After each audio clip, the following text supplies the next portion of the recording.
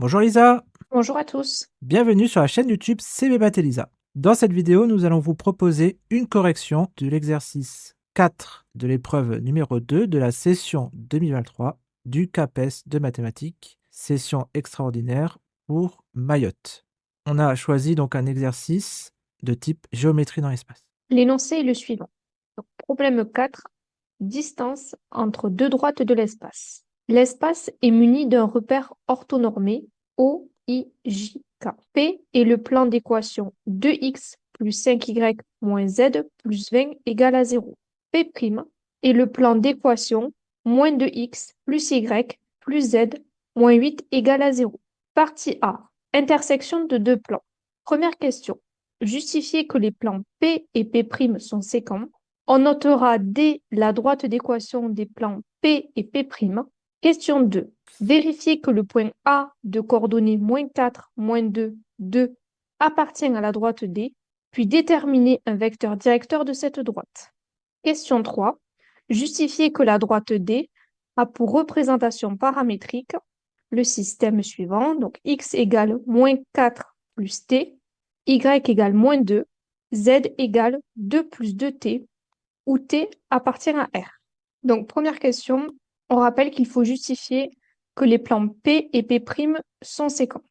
Alors, pour montrer que les plans P et P' ne sont pas parallèles, on va considérer un vecteur n normal au plan P et un vecteur n' normal au plan P', et on va montrer que ces vecteurs ne sont pas collinéaires. Un vecteur normal n au plan P est donné par le vecteur de coordonnées 2, 5, -1. Donc on lit les coefficients devant les variables x, y et z de l'équation du plan P. Et ensuite, un vecteur normal n' au plan P' est donné par le vecteur de coordonnées -2, 1, 1. À présent, on va supposer que les vecteurs n et n' sont collinéaires, c'est-à-dire qu'il existe bien un réel k tel que le vecteur n soit égal à k fois le vecteur n'. Dans ce cas, on peut écrire le système suivant. 2 égale -2k, 5 égale à k et -1 égale à k. De la première équation, on tire la solution k égale à -1. Deuxième ligne, on obtient k égale à 5. Et dernière ligne, k égale à -1. Ceci est impossible.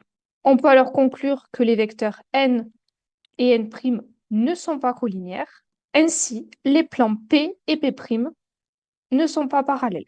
Donc, les plans P et P' sont séquents. Alors, question 2. Dans une première partie, on va vérifier que le point A de coordonnées -4, -2, 2 appartient à la droite D. Puis, il faudra déterminer un vecteur directeur de cette droite. Alors, pour commencer, on va vérifier que le point A qui a pour coordonnées -4, -2, 2 appartient bien à la droite D. Donc, on rappelle que D, c'est l'intersection des plans P et P'. Donc, si le point A appartient à la droite D, cela signifie que le point A appartient à la fois au plan P et au plan P'. Autrement dit, le point A, donc les coordonnées du point A, vérifient les équations des plans P et P'. Autrement dit, on n'a que 2 fois -4 plus 5 fois -2, -2 plus 20, c'est égal à -8, -10, -2 plus 20, c'est-à-dire -20 plus 20, égale à 0. On fait la même chose en remplaçant les coordonnées du point A dans l'équation du plan P'. On a alors -2 fois -4 plus -2 plus 2 -8, soit 8 -2 plus 2 -8, ce qui est égal à 0. Donc on vient de montrer que le point A appartient à la fois à P et à P', donc il appartient à la droite D. Alors maintenant, on va déterminer un vecteur directeur de la droite D. Donc pour cela, on va considérer un point B de coordonnées xb, yb, zb qui appartient à la droite D, mais qui soit distinct du point A. Donc comme le point B appartient à la droite D, les coordonnées du point B vérifient à la fois l'équation de P et l'équation de P'. Donc on va avoir le système d'équations suivant. 2xb plus 5yb moins zb plus 20 égale à 0. Et deuxième équation, moins 2xb plus yb plus zb moins 8 égale à 0. Et ici, donc, on cherche à déterminer les coordonnées du point B, c'est-à-dire xb, yb et zb. Donc, pour résoudre ce système, on propose la solution suivante. On va considérer la ligne 2 comme pivot et la ligne 1, on va faire l'opération suivante, ligne 1 plus ligne 2. Ainsi, on aura sur notre nouvelle première ligne l'équation 6yb plus 12 égale à 0. Et la ligne 2 est inchangée puisque c'est notre pivot. On a alors que 6yb est égal à moins 12 pour la ligne 1, ligne 2 est inchangée. On peut alors déterminer la valeur de yb qui vaut moins 2. On va remplacer yb par moins 2 dans la deuxième équation de notre système. Et on aura donc la nouvelle équation, moins 2xb moins 2 plus zb moins 8 égale à 0. En regroupant les termes constants, on a l'équation moins 2xb plus zb moins 10 égale à 0. On a un système deux équations, deux inconnues, puisque yb vaut moins 2. On va donner à xb la valeur de 0, et ainsi, on aura que zb est égal à 10. Donc, le point B a pour coordonnées 0, moins 2 et 10. Et ce point B appartient à la droite D. Le point A appartient également à la droite D. Donc, A et B sont deux points de la droite D. On va pouvoir déterminer donc un vecteur directeur de cette droite qui naturellement sera le vecteur AB. Deux coordonnées xb moins xa, yb moins ya, zb moins za. On remplace par les valeurs et on a alors 0 moins 4, moins 2 moins 2 et 2 moins 2. Le vecteur AB a finalement pour coordonnées donc 0 moins 4, moins 2 moins 2 et 10 moins 2, soit 4, Oui. 0 et 8. Alors, question 3, on doit justifier que la droite D a pour représentation paramétrique le système suivant. Le vecteur AB est collinéaire au vecteur U de coordonnées 1, 0, 2. En effet, le vecteur AB est égal à 4 fois le vecteur U. Donc, on a bien la représentation paramétrique proposée par l'énoncé. X égale moins 4 plus T, Y égale moins 2, Z égale 2 plus 2T. Donc, dans ce système, devant la variable T, on reconnaît les coefficients du vecteur U, donc 1, 0, 2, et les coordonnées du point A, moins 4, moins 2 et 2. Partie B, position relative de deux droites. Delta est la droite de représentation paramétrique x égale à 5, y égale 2 plus t, z égale à t, où t appartient à R. Question 1. Justifier que les droites D et delta ne sont pas parallèles. Question 2. Justifier que les droites D et delta ne sont pas séquentes. Question 3. Que peut-on en déduire quant aux droites D et delta? Alors, on va rappeler la représentation paramétrique de la droite delta. Donc, delta est la droite de représentation paramétrique. Donc, x égale à 5, y égale à 2 plus t, et z est égal à t, avec t appartenant à R. Alors, première question, justifier que les droites D et delta ne sont pas parallèles. Donc déjà, on a vu que vecteur directeur de la droite D est donc U de coordonnées, donc de coordonnées 1, 0, 2, et un vecteur directeur de la droite delta est le vecteur V, donc de coordonnées, on le lit sur la représentation paramétrique 0, 1 et 1. Donc c'est les coefficients devant t. En x, il n'y a pas de t, donc le coefficient c'est 0. Y, t, donc coefficient 1, et z égale à t, coefficient 1. Donc ici, coordonnées du vecteur v, 0, 1 et 1. Alors, on peut dire que les deux vecteurs u et v ne sont pas collinéaires. Ça, c'est évident parce que ici, on a une coordonnée de 0, ici une coordonnée de 0. On aurait donc, par exemple, si on disait que u est égal à k fois v, on aurait 0, k est égal à 1, Donc ça veut dire que 0 est égal à 1, et ça c'est impossible. Donc les deux vecteurs U et V ne sont pas collinéaires, et donc les droites D et delta ne sont pas parallèles. Alors, question 2, justifier que les droites D et delta ne sont pas séquentes. Alors, si les droites D et delta sont séquentes, donc on va supposer le contraire, c'est une démonstration par l'absurde finalement, il existerait donc un point M de coordonnées x, y et z tel que M appartient à D. Donc M appartient à D et M appartient à delta. On aurait donc moins 4 plus t égale à 5, moins 2 égale à 2 plus k, et 2 plus 2t est égal à k. Donc en fait, si M appartient à D et M appartient à delta, M vérifie la représentation, les coordonnées de M vérifient la représentation paramétrique de D, et les coordonnées de M vérifient les représentations paramétriques de delta. Donc x égale à 5, et là on aurait x est égal à moins 4 plus t. Donc ici, on aurait moins 4 plus t est égal à 5, etc. Même chose avec les lignes y et z. De ces trois équations, on peut en tirer que, donc ici, t égale à 9. On isole le moins 4 de l'autre côté, on a t égale à 9. Et ici, k, on fait passer le 2 de l'autre côté, on isole le 2 de l'autre côté. Donc ici, on aura k égale à moins 4. On remplace maintenant t et k. Ici, 2 plus 2t, donc 2 plus 2 fois 9. Et k, c'est moins 4. Donc la troisième ligne nous dit que ici, 2 fois 9, ça fait 18. 2 plus 18, ça fait 20. 20 égale à moins 4. Mais ça, c'est impossible. Impossible. Donc, il n'existe pas de point M appartenant à l'intersection à la fois à D et delta. Donc, ça veut dire que D intersecté, donc l'intersection de D et de delta est égale à l'ensemble vide. Donc, D et delta ne sont pas séquentes. Alors, que peut-on dire de deux droites non parallèles et non séquentes? Eh bien, on peut dire qu'elles ne sont pas coplanaires. Donc les droites D et delta ne sont pas coplanaires. Donc ils n'appartiennent pas à un même plan. Donc comme D et delta ne sont ni parallèles ni séquentes, les droites D et delta ne sont pas coplanaires.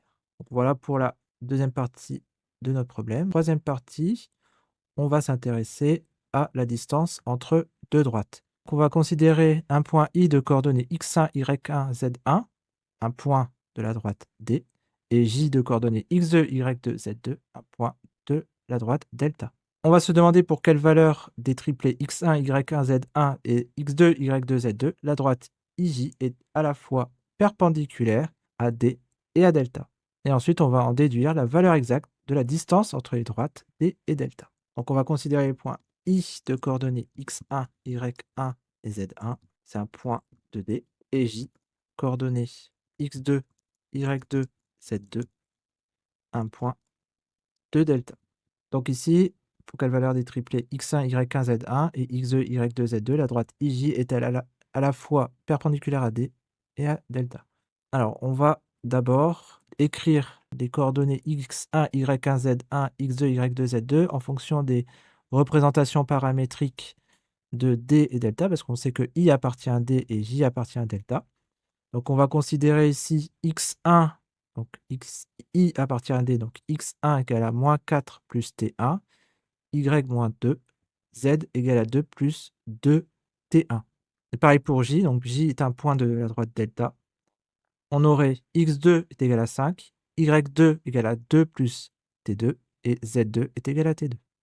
Donc, comme I appartient à D, alors, donc il existe T1 appartenant à R, tel que, donc les coordonnées de I s'écrivent de la manière suivante: x égale x1 égale à donc moins 4 plus T1, y1 égale à moins 2, et z1 égale à 2 plus 2T1.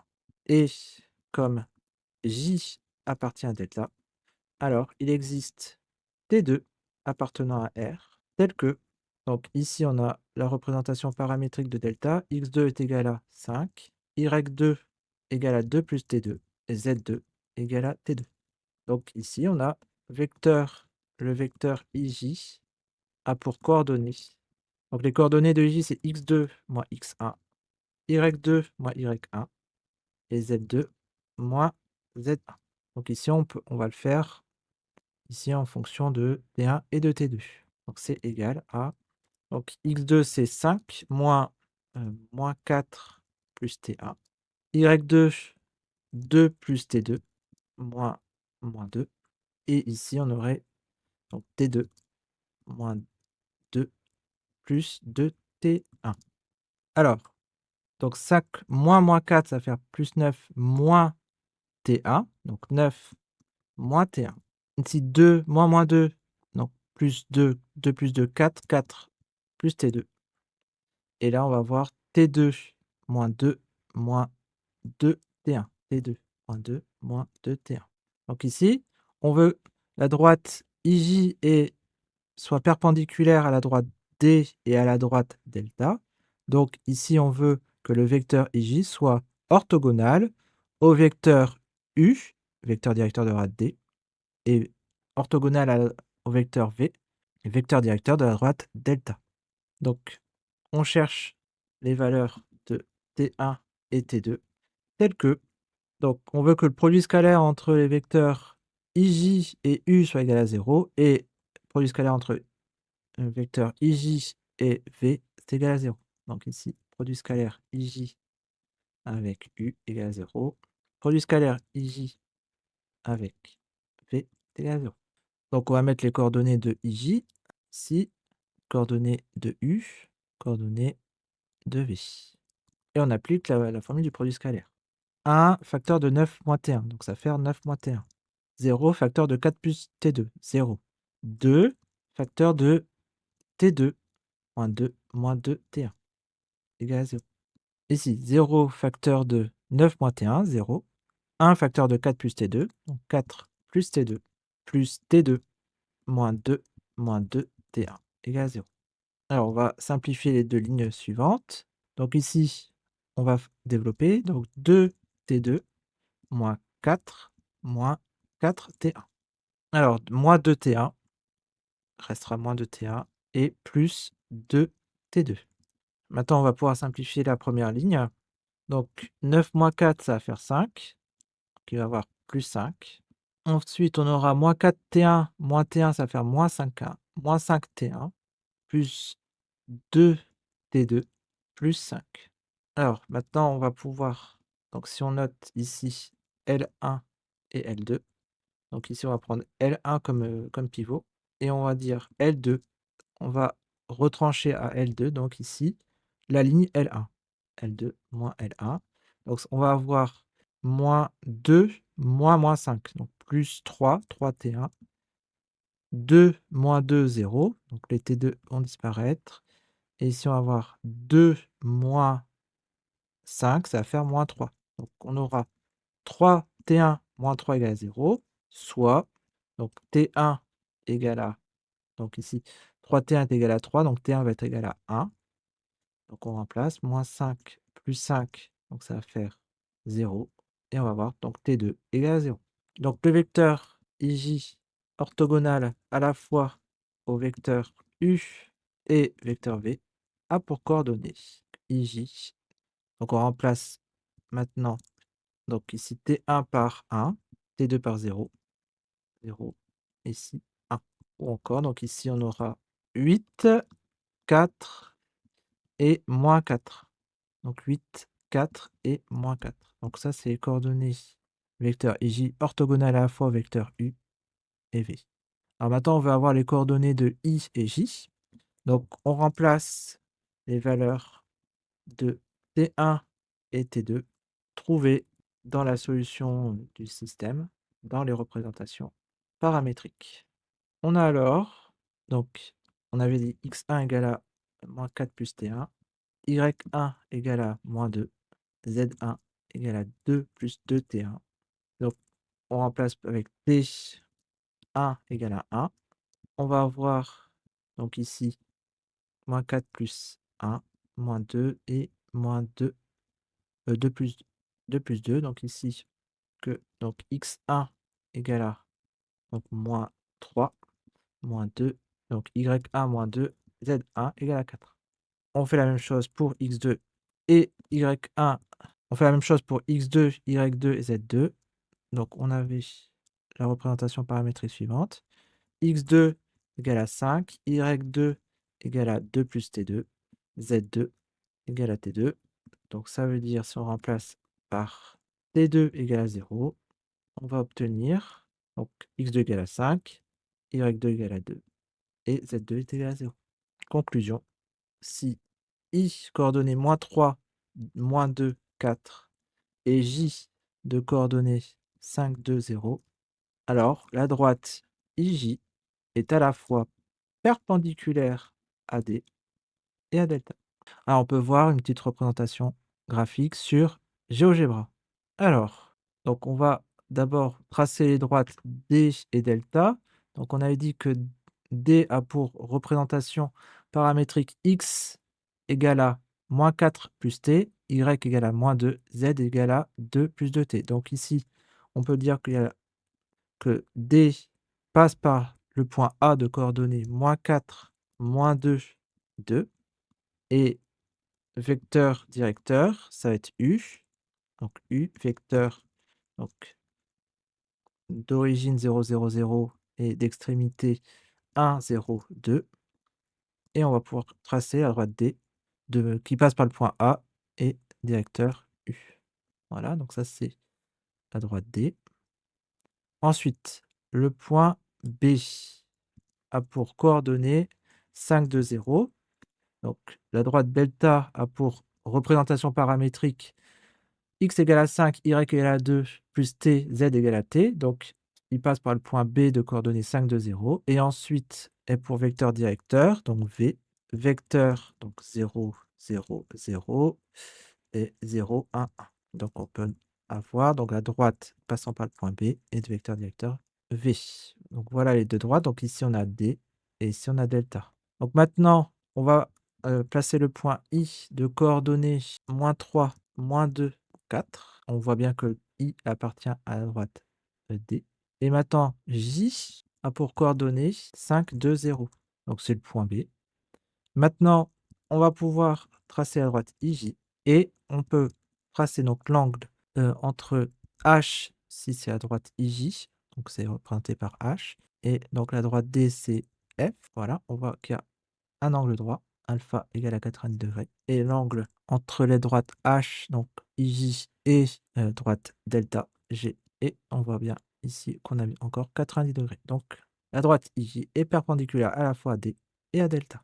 En déduire la valeur exacte de la distance entre les droites D et delta. Donc en fait, ici, la droite I et J perpendiculaire à la fois entre D et delta, bah, il réalise la distance entre les deux droites D et delta. Donc la droite IJ est à la fois perpendiculaire à D et à delta. Ainsi, il réalise la distance entre les droites D et delta. Alors quand je dis il réalise, je parle des points. Les points I et J correspondent donc ici, c'est-à-dire la longueur du segment IJ correspond à la distance entre les deux droites D et delta. On a alors, donc on va calculer donc la distance IJ. On connaît les coordonnées de I et de J, donc c'est IJ, c'est la racine carrée de XJ moins XI au carré, plus YJ moins YI au carré, plus ZJ moins ZI au carré. Alors, bon, on a utilisé la notation XJ, XI, XJ, etc. On aurait pu dire que c'était X2, d'ailleurs on va la mettre, X2 moins X1, Y2 moins Y1, Z2 moins Z1. Donc on remplace X2, X1, Y2, Y1, Z2 moins Z1 par la valeur. Donc on aura 5 moins 3 au carré, plus 2 moins 2 au carré, plus 0 moins 4 au carré. Soit, donc on aura plus 3, donc ça va faire 8, plus 8 au carré, plus 4 au carré, plus donc moins 4 au carré, ça va faire 4 au carré. Ou encore, ici, ça va faire 64 plus 16, soit 96. Alors, et 96. Donc nous, on voulait une valeur exacte de la longueur IJ. Donc racine de 96, on peut dire que racine de 96, c'est 16 fois 6. Racine de 16 fois 6, donc 4, racine de 6. Donc ici, alors comme l'unité de longueur n'est pas bien définie, on doit dire que IJ est égal à 4 racine carrée de 6, unité de longueur. Donc voilà donc un petit exercice de géométrie dans l'espace. Alors, qu'on pourrait, il y a des parties qu'on pourrait utiliser pour faire des révisions pour le baccalauréat. La partie 3 est un peu plus difficile pour les élèves de terminale. Cette partie peut être résolue par un élève qui a fait des maths post-bac. Voilà, la vidéo est maintenant terminée. Merci de l'avoir suivi. Un like, un commentaire ou un abonnement sont toujours les bienvenus. Vous pouvez aussi regarder les liens en bas de la description si vous voulez soutenir notre travail. Bon courage dans vos révisions du CAPES et à bientôt pour de nouvelles aventures mathématiques. À bientôt. Au revoir.